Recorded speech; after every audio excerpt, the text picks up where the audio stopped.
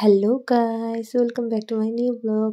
আজকে আমরা মার্কেটিং করার জন্য চলে যাচ্ছি হাবড়া মার্কেট। আর আমরা বলতে কারা? আমরা বলতে হচ্ছে গণেশের কাকা আর আমি। গণেশের কাকা প্রথমত বেশিরভাগ ভিডিওতে আসতে চায় না, আমি জোর করেই ওর ভিডিও ক্লিপগুলো নিয়ে নিই। আর দেখো এখানে বলতে বলতে আমাদের ট্রেন চলে এসেছে আর আমরা এখন ট্রেনে উঠে যাব মার্কেটিং করতে। আমরা ব্রিজতে নেমে গেছি, ট্রেনে চলে গেল ওই সাইডে। দেখো এখন আমরা কেনাকাটি করতে যাচ্ছি। এইখানে যে দেখতে পাচ্ছি, এখানে গণেশের কাকা আগে আগে হাঁটছে আর আমি আর গণেশ একসঙ্গে হাত ধরে ব্রিজ থেকে নামছি।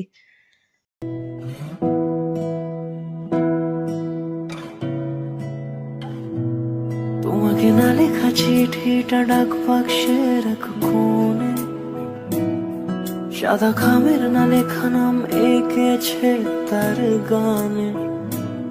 তোমাকে না লেখা চিঠিটা ডাক বাক্সে রাখো কোণে, সাদা খামের না লেখা নাম এঁকেছে তার গানে। সেই চিঠি যত লেখা থাকে একা একা, সেই গানের না শোনা সুর।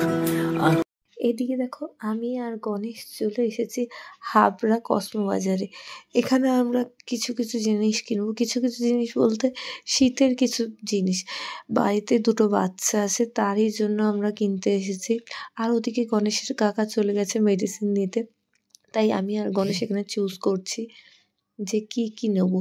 মানে আমাদের ইচ্ছা তো হচ্ছে সবই নেওয়ার, কারণ দেখবে মার্কেটে গেলে আর বাচ্চাদের জিনিস দেখলে মনে হয় যেন সবই কেনাকাটি করে ফেলি, কিন্তু ওই যে সব থেকে বড় একটাই জিনিস টাকা, আমাদের কাছে যেটা নেই।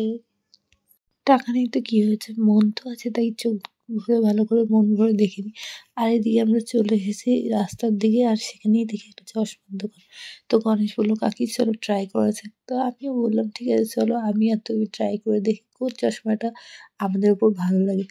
আর এখানে দেখো কাকু গণেশের চোখের সামনে পরিয়ে দিল একটা চশমা। গণেশ আমায় বলছে দেখো কাকি এটা ভালো লাগছে। আমি বলছি আরও একটা ট্রাই করা যাক। দেখো তোমরাও দেখো বন্ধুরা, তোমরা কমেন্টে জানিও কিন্তু কোন চশমাটাই গণেশকে বেশি ভালো লাগছে। আমার কিন্তু এগুলোর মধ্যে মানে মোটামুটি লাগছে। আমি তখন গণেশকে বলছি গণেশ দেখো অন্যটা দেখো।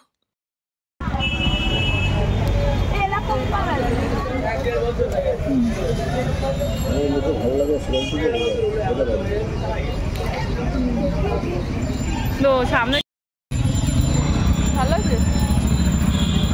এটা কত? গণেশ আমার কেমন লাগছে? অন্ধ অন্ধ লাগছে? তোমার ভালোই লাগছে। ভালো লাগছে? এইটা কত? এটা এটা সব 150 করে এখানে? এখানে সব 150 করে? তাহলে ভালো সেটা কমের মধ্যে দেখাও তো।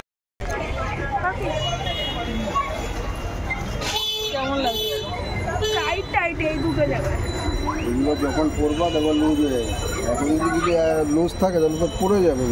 এটা কি দেখাও, এই পুরো একদম চলে আস। এটা কেমন লাগছে তোমার? ভালো লাগছে? এটা ভালো লাগছে না আগে তো ভালো লাগছে? ভালো লাগছে। ধরো তো ধরো। তো গাইজ আমরা বাজার দিয়ে চলে এসেছি।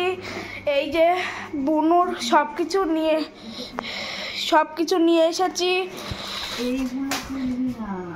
তারপর অনেক কিছু, আমার বাজি, তারপরে বুনুর ফুচকা। চলো তবে দেখা যাক আমরা কি কি বাজার করে নিয়ে আসলাম। এখানে দেখো আছে বেবি শু, বেবিদের একটা সেট, যেটা ড্রেস থাকে অনেক কিছু থাকে। আর এখানে বেবি ক্রিম আছে আর বেবি টুপি আছে, আর বাজিও কিনেছি। আমাদের খাওয়ার জন্য কিছু ফুচকা আর চপ কিনে নিয়ে এসেছি। এটা ছিল পরের দিন বিকেলের ভিডিও। আমরা চলে যাচ্ছিলাম হাবড়া মার্কেটে গণেশের চশমা পাল্টাতে, কারণ গণেশ যে চশমাটা নিয়েছিল সেটা গণেশের একদমই পছন্দ হচ্ছিল না। বাড়িতে এসে ও বাড়িতে আসার পর বলছিল কাকি দেখো আমার ভালো লাগছে না এই চশমাটা, তুমি যেই চশমাটা নিয়েছো সেই চশমাটাই আমার ভালো লাগছে। তাই আমি বললাম তাহলে চলো আমরা পরের দিন বিকেলে গিয়ে এই চশমাটা পাল্টে নিয়ে তোমার পছন্দ মতো চশমা নিয়ে আসি।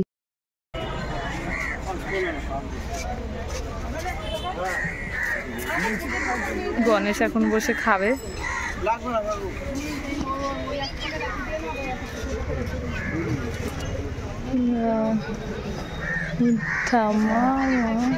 পাঁচটা দিদ, ওটা পাঁচটা।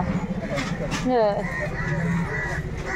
এই যে আমি আর গণেশ এখানে বসে খাচ্ছি। এই যে আমাদের, তোমাদের জন্য এটা নিয়ে নি, তোমরা তো এটা ভালোবাসো না, তাই আমরা তোমাদের জন্য চপ নিয়েছি আর আমাদের জন্য স্যান্ডউইচ নিয়েছি, তাই না গণেশ? গণেশ পুরো ঘেমে গেছে, আমিও ঘেমে গেছি। এই যে আমাদের খাবার, এই গণেশের খাবার। এখন আমরা বাড়ি চলে এসেছি। বাড়ি আসার পর এখন আমরা বাজি ফাটাবো। দেখো গণেশের হাতে কত বাজি, দেখো এই বাজিগুলো এখন আমরা ফাটাবো।